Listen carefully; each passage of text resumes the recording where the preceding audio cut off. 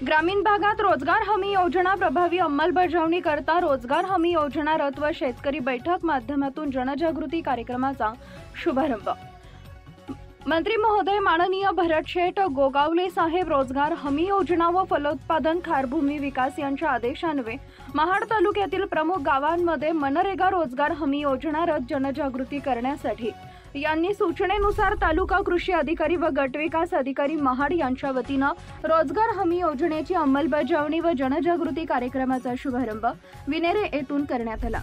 कार्यक्रमाच्या अध्यक्षस्थानी माजी जिल्हा परिषद सदस्य निलेशजी ताटरे, प्रमुख उपस्थिती माननीय जिल्हा परिषद निकिताताई ताटरे, माननीय सभापती सीताराम दादा कदम, ट्रस्ट अध्यक्ष महेश महाडिक व सरपंच अनंत म्हाप्रळकर, उपसरपंच चंद्रकांत मोरे, गावातील प्रमुख पदाधिकारी, मंत्री महोदय, स्वीय सहाय्यक राजेश जाधव, उपविभागीय कृषी अधिकारी वैभव खटकाळे, गट विकास अधिकारी डॉक्टर स्मिता पाटील, तालुका कृषी अधिकारी धीरज तोरणे, मंडळ कृषी अधिकारी महाड भरत कदम, स्वीय सहाय्यक मनोज जाधव, कृषी अधिकारी सुनील जाधव, पंचक्रोशीतील सर्व सरपंच, शेतकरी वर्ग, कृषी सहाय्यक, कृषी पर्यवेक्षक, ग्रामसेवक उपस्थित होते।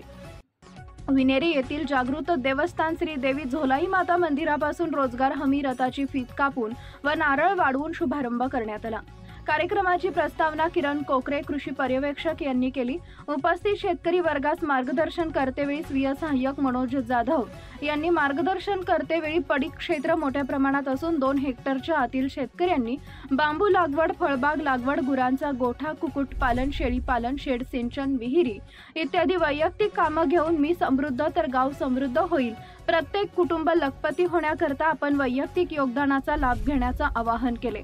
योजना प्रभावी अंमलबजावणी करण्याकरता सर्व यंत्रणेने योगदान देणे आवश्यक आहे। जॉब कार्ड काढणे, लाभार्थी निवड, ग्रामसभेचा ठराव ही कामं महिना अखेर पूर्ण करण्याच्या सूचना दिल्या।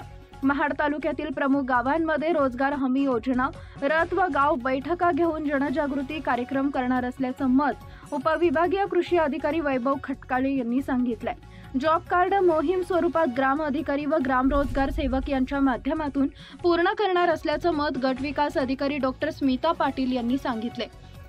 कार्यक्रमाचे आभार तानाजी जगदाळे कृषी पर्यवेक्षक नागाव यांनी केले। हे कार्यक्रम यशस्वी करण्यासाठी कृषी सहाय्यक उदय लेंगरे व सुरेश बोडके यांनी केले। 400 झाडं बसतात आणि एका कलमाला आपण 675 रुपये देतोय 3 वर्षामध्ये।